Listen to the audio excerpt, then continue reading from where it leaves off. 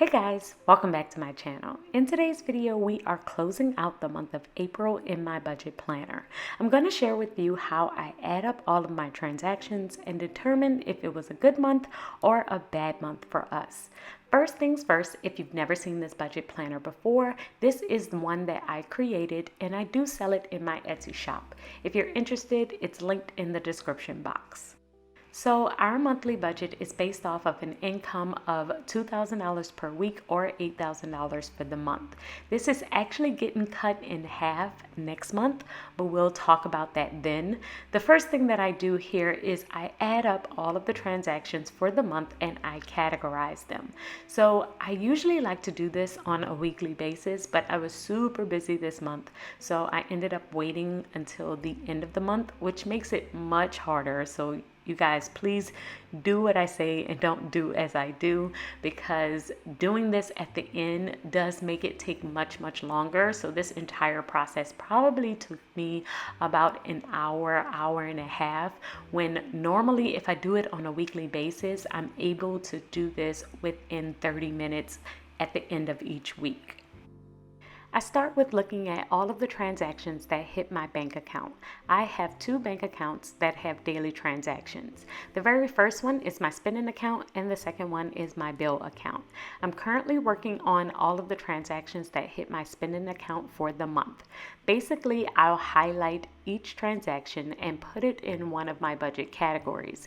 If you missed my video on budget categories, then I will link it above, but I do use 8 to 10 budget categories each month.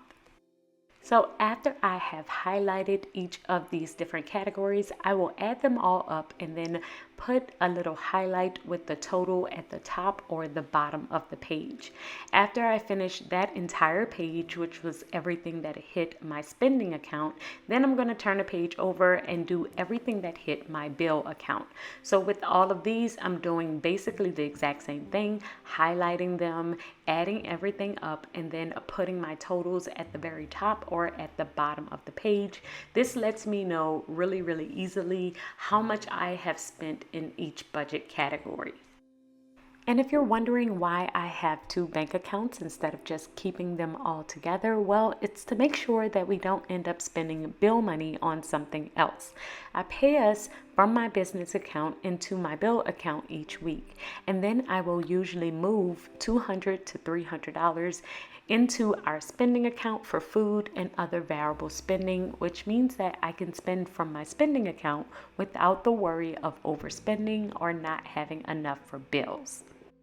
Another thing that highlighting all of these expenses into one particular color kind of does for me is lets me know how much we are spending in one particular category. For instance, when I was doing this and I was seeing how much blue I was using, then I knew that our subscriptions was getting out of hand.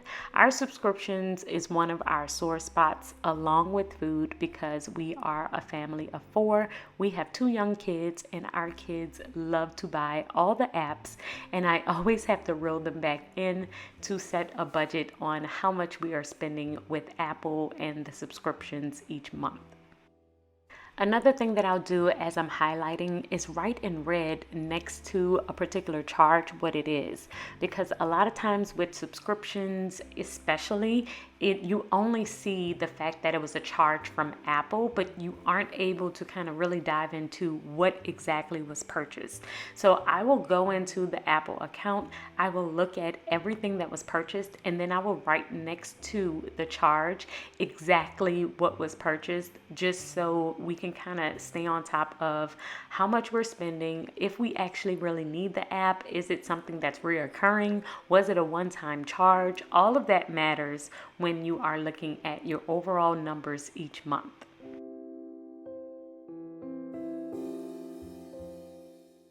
After I have finished highlighting and categorizing, the very next thing that I will do is add up all of my categories and add them to my monthly budget closeout page. This page is where I do my monthly analysis and determine if it was an overall good month or a bad month for us.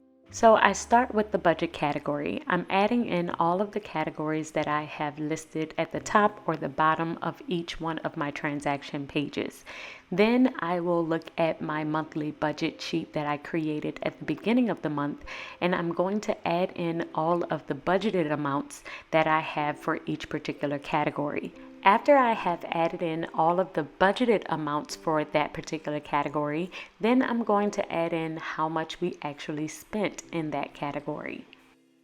Now, this is the part where I will analyze and see if we are having a good month or a bad month. Now, here's the thing. I knew that this one would be a bad month. First thing is because I didn't budget anything for shopping, and we ended up having to spend close to $700 in shopping alone just because my kids needed some things. They had some things going on at their school. A bunch of stuff happened that we just didn't plan for, but it's okay.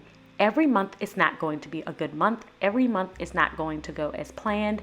And even though it doesn't go as planned, this process will help me plan better for the future. So let's talk about what happened this month. Everything that's in red is a budget category where we ended up spending more than we had set out in our overall budget. For my home, we ended up making an additional mortgage payment, so that one's okay.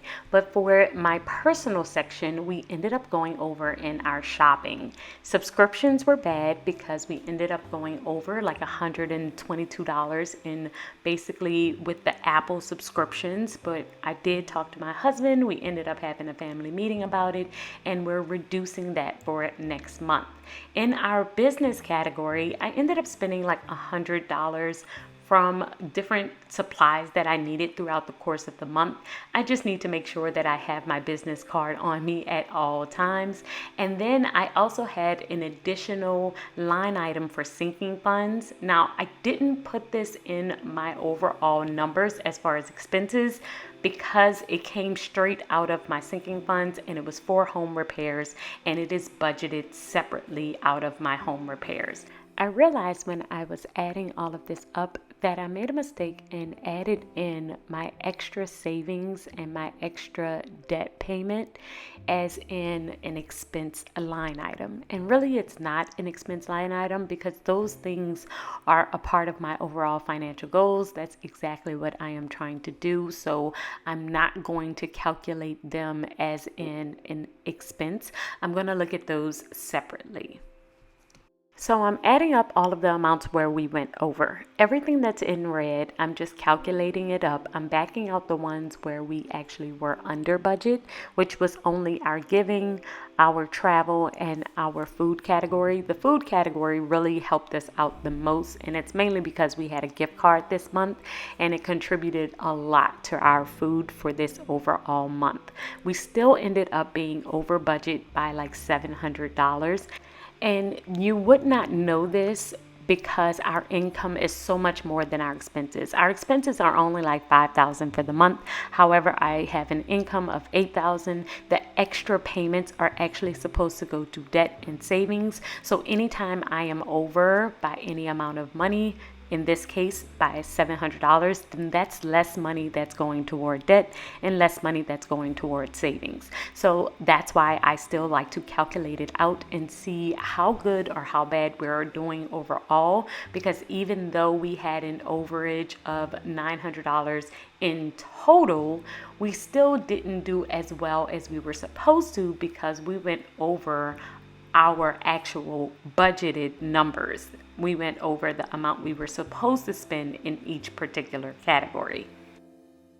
So what I'm doing now is adding up the extra debt payment that I made and the extra savings that actually went into savings for this particular month. This just kind of lets me know where we are overall. However, I do know that I missed out on adding in $724 to either paying off more debt or adding it into more savings. So the goal is, of course, to always do better next month. And that's why I do this entire analysis and why I wanted to share it with you, because I also wanted you to know that we don't always do well every single month. Just because I teach it doesn't mean that it always works out perfectly for us as a family either. We all have our trials, our errors, our ups and our downs, and that's okay. So guys, I hope that you have enjoyed this video, and I will see you in the next one. Until then, keep organizing your life so that you can achieve your dreams. Bye guys.